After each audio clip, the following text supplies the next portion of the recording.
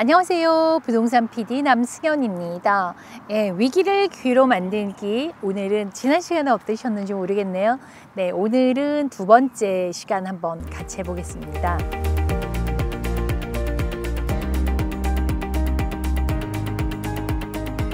많은 사람들이 이제 또 이 부동산 시장에도 큰 기회가 오고 있다 뭐 이런 말씀들을 하시는데요. 그럼 이 기회가 큰 기회든 작은 기회든 잡기 위해서 어떻게 해야 될까요? 준비를 해야 할 겁니다. 가장 기본적으로 준비를 하셔야 하는 4가지. 첫 번째, 현금입니다. 많을수록 좋습니다. 더 좋은 기회를 잡을 수 있을 거잖아요. 그래서 이 현금은 은행에 있다든가 401k 또 뭐 기프트를 받으셔도 되고요. 네, 두 번째, 신용관리, 크레딧 리포트라고 하죠. 그 관리를 좀 잘 하셔야 돼요. 왜냐하면 뭐 히스토리도 그렇고 점수도 그렇고 그러니까요. 이걸 잘 해놓으시면 이자 받는데 굉장히 도움이 되시는데요. 유튜브 영상 참고로 링크를 걸어 놓을게요. 네, 세 번째는 소득이요. 정말 중요하죠. W2를 받으시든 1099을 받으시든 아니면 투자소득으로 또 소득이 될 수도 있잖아요. 그렇게 받으시면은 그 소득을 잘 관리를 해놨을 때 내가 좋은 이자율을 가질 수 있도록 융자를 할 수 있도록 하는 그런 소득이 있어야만 은행에서 돈을 빌려주잖아요. 그 준비를 꼭 해놓으셔야 된다라는 겁니다. 네 번째, 부동산 공부. 첫 번째 시간에도 말씀을 드렸다시피 이 부동산 공부가 필요한 건 감각과 판단력을 높일 수 있거든요. 그래서 꼭 필요한 사항이고요. 지금 현재 상황을 한번 생각해 보면 어떨까요? 앞으로 어떻게 될까? 막 이런 얘기 하는데요. 저는 안개 속을 걷는 것 같다라고 말씀을 드리는데 그 이유는 그 코로나 바이러스, 정말 난생 처음 대전염병이 생겼잖아요. 근데 이건 보이지도 않아요. 근데 매우 위험해요. 위험하다는 건 사망률을 높이기 때문이죠. 죽음과 삶이 있는 거잖아요. 그러다 보니까 공포가 생기고요. 이게 뭐 몇 개월이면 끝날 것 같았는데 1년이 지나고 2년이 지났어요. 그래서 언제 이것이 끝이 날지 모르기 때문에 우리가 지금 현 상황은 안개 속을 가듯이 아무도 알 수가 없는 상황이라고 말씀을 드릴 수밖에 없다라는 거죠. 그래서 이 코로나로 인해서 생활의 모습에 변화가 생겼잖아요. 그러니까 뭐 예전에 조선시대에서 근대시대로 뭐 상투 자르고 이런 정도가 아니라 이제 더 많은 변화가 있었는데 우리가 이렇게 미링을 하면서 줌 미링을 하는 게 일상화가 됐고요. 재택근무를 하는 비율도 굉장히 늘어났고 정말 사무실에서만 일을 해야 된다 생각을 했었는데 집에서도 가능하다는 그런 생각들이 많이 바뀌었고 또 기본적인 의식주의 생활에도 변화가 생겼죠. 특히 뭐 부동산 시장에도 가장 큰 영향으로는 이런 재택근무 뭐 이런 게 늘어나다 보니 가격이 뭐 엄청나게 폭등을 했죠. 그래서 이 바이러스 형태도 또 보면은 계속 변화가 되고 변종이 되고 또 다른 전염병이 나오잖아요. 그래서 이게 언제 종식이 될지 이걸 알 수 있으면 굉장히 좋을 것 같아요. 뭐 앞으로 1년 후에 종식이 될지 아니면 2년 후에 될지 아니면 10년이 갈지 아니면 계속해서 될지에 따라서 대비를 하고 준비를 해야 된다 그런 생각을 하는데요. 여러분들은 언제 끝날 것이라고 생각을 하십니까? 희망하기를 빨리 끝났으면 좋겠습니다. 그러면 이제 이런 코로나 이것도 부동산 가격에 영향을 미치잖아요. 그래서 부동산 가격에 영향을 미치는 요소 제가 예전에도 한번 했는데요. 좀 더 이제 디테일하게 생각을 해보자는 거거든요. 수요 공급의 추세죠. 이 변화가 어떻게 가고 있는지를 인지를 하셔야겠죠. 뭐 요즘 같은 이자율이 높으니까 바이어들이 이제 슬로우 다운을 하는 것처럼요. 또 두 번째는 이자율의 추이를 보셔야 될 거예요. 그러니까 뭐 예전에는 이자율이 좀 올랐어요, 뭐 어쨌어요 이랬는데요. 요즘은 저도 사실 이거 하면 처음 들어본 것 같아요. 뭐 빅스텝이니 뭐 자이언스텝이니 그래서 0.5%, 0.7%까지 올라가는 정말 어마어마한 이자율 상승률이 있었잖아요. 그래서 이런 이자율 상승이 부동산 시장에 어떻게 영향을 미치는지를 한번 생각을 해봐야 된다라는 거죠. 그러면 뭐 사실 부동산에서는 이자율이 월 페이먼트에 가장 큰 영향을 미치죠. 굉장히 실생활에서 큰 영향을 미친다고 할 수 있습니다. 그 다음에 부동산 가격에 영향을 미치는 거가 정부의 통화 재정 정책이라고 할 수 있습니다. 정부에서 정말 코로나 사태 이후에 얼마나 많은 돈을 풀었는지는 뭐 한국의 GDP보다 더 큰 몇 배 풀었죠. 코로나 사태로 막 6조 달러에 달하는 걸 풀었다 그러는데요. 그래서 그게 얼마나 되는지를 한번 제가 잠깐 생각을 해봤어요. 그래서 내가 막 이렇게 실제로 느껴야 되잖아요. 그래서 만약에 매월 내가 10,000불의 생활비를 사용한다. 그랬을 때 1조 달러를 가지고 1조 달러를 몇 년 동안 사용할 수 있는지를 계산을 해봤거든요. 얼마나 될까요? 예, 8,333년을 쓰고도 남더라고요. 그러면 현재 서기 2022년이잖아요.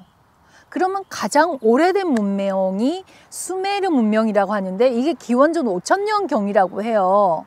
뭐 중국의 황하 문명, 우리 먼저 역사 시간 같은데 그런 문명은 황하 문명 한 3,000년 전이라고 하고요. 그러면 우리가 기원전, 현재 기원 후를 다 합쳐도 한 7,000년 정도 되는 거예요. 그러면 8,300이면은 이거 지금 인류 문명이 생기고 1,300년을 더 살아야 돼야지 이 1조 달러를 사용할 수가 있는 거예요.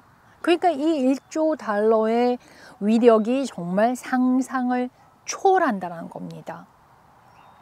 재밌는 생각 안 해봤죠? 그래서 어쨌거나 이렇게 엄청난 위력의 달러를 풀면서 통화로 인플레이션을 가져왔습니다. 조금 아까도 얘기했지만 빅스텝이 되고 자이언트 스텝을 밟으면서 이자율이 고공행진을 하고 또 공포의 바이러스가 몰고 오니 것이 저는 태풍이라는 생각을 좀 해보는데요. 그러면 네 번째는 저는 좀 크게 봤는데요. 지구의 영향, 우리 글로벌적인 영향이라고 하는데요. 저는 지구라고 말씀을 드리는 게 지구상에서 우크라이나 전쟁이 일어났죠. 또 이렇게 날이 더워지는 엘니뇨 현상이 일어났잖아요. 그러다 보니 또 뭐 코로나 사태와 맞물려서 공급에 문제가 생겼고 공급에 문제가 생기니까 원자재 가격이 상승을 했습니다. 예, 이따가 또 조금 더 말씀을 드릴 건데요. 이런 게 되면서 또 뭐가 생기냐면 인플레이션이 생겼잖아요. 현재에서 이 인플레이션이 가장 무서운 존재가 아닌가 하는 생각이 듭니다. 인플레이션 스파크라는 말까지 나오고 있죠. 예, 제가 지난해 6월 달에 딱 1년 전에 인플레이션에 관한 동영상을 올렸더라고요. 그래서 그때 인플레이션 레이트는 얼마였냐면요. 5.4%였어요. 근데 2022년 6월 현재의 인플레이션 레이트는요. 8.5%예요. 딱 1년 차인데요. 3.1%나 상승을 했습니다. 근데요. 실질적으로 내가 느끼는 실감 지수 인플레이션은 한 20-30% 되는 것 같아요. 요즘 한번 식당에 외식을 한번 하러 가보면요. 확 느끼게 되는데 뭐냐면 예전에는 3명이 먹어서 바깥 페이먼을 한다 그러면 지금 2명이에요. 그러니까 굉장히 30%가 오른 거잖아요. 그렇게 되니까 이제 외식의 횟수를 줄일 수밖에 없는 거예요. 그리고 미 연준에서도 가장 골칫거리로 생각하는 게 지금 빅스텝, 자이언트 스텝 이 하는 이유가 뭐예요? 인플레이션 때문이라는 거죠. 그러면 이 인플레이션이 생긴 이유가 뭘까요? 뭐 앞에서 말씀드렸지만은 지구적인 코로나, 뭐 전쟁 뭐 이런 거 있잖아요. 그게 되니까 공급망에 문제가 생겼죠. 원자재 가격 상승이 됐어요. 그러니까는 물가 상승, 즉 인플레이션이 생겼고요.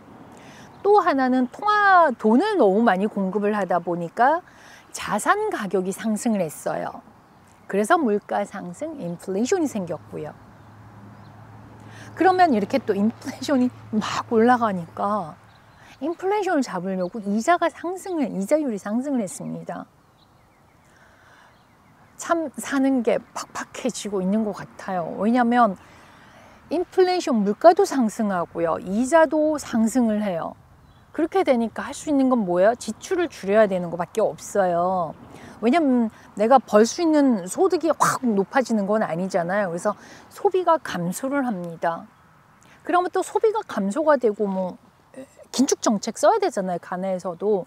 그렇게 되니까 소비가 줄어드니까는 회사나 뭐 이런 사업은 또 좀 내려가니까 경기 침체라는 게 오겠죠. 그래서 뭐냐면 경기는 내려가고 인플레이션은 스태그플레이션이라고 하고요. 에그플레이션이 또 생겼죠. 그러니까 뭐 음식 같은 거가 그러니까요. 근데 이게 부동산 시장에도 분명히 영향을 미친다라는 거죠. 그래서 현재 주택 판매를 계획을 하고 계시거나 지금 주택을 구매를 해야 돼 하는 생각이 드신다면 좀 더 자세한 상담이 필요하시다면 문자나 이메일로 남겨주시면 제가 이렇게 개인적으로 맞춤 서비스라고 그러죠. 왜냐하면 개인마다 다 틀리더라고요. 그래서 그냥 뭐 전체적인 블러디한 거는 이렇게 인플레이션이 생기면 부동산 시장이 그 다음은 어떤 이 경로로 갈 거라고 보지만 개인적인 상황은 또 굉장히 다르거든요. 그래서 제가 이제 이렇게 뭐라 그러지? 이렇게 그려놓고 한번 생각을 해봤거든요. 그래서 내가 있고 가족이 있고 또 사회나 조직이 있고 나라가 있고 지구가 있잖아요. 그런 전체적인 이런 보는 관점에 따라서 내가 어떻게 해야 될지를 해야 되는데, 그래서 개인에 따라서 전체적인 미치는 영향이 조금씩 다르니까요. 그렇게 개인적인 거는 그렇게 문의를 해주시면 될 것 같고요. 다음 시간에는 이제 제일 좋은 거는 왜 우리가 역사에서 뭘 배운다 그러는 것처럼요. 그러면 우리가 투자를 위기를 기회로 했던 예전에 서브프라임이 있었잖아요. 그래서 그 서브프라임의 배경이라든지 그런 거를 다음 시간에 또 한번 말씀을 드리면서 준비하고 대비할 수 있는 시간을 가져보도록 하겠습니다. 오늘은 여기까지입니다. 부동산 PD 남승현이었습니다. 감사합니다.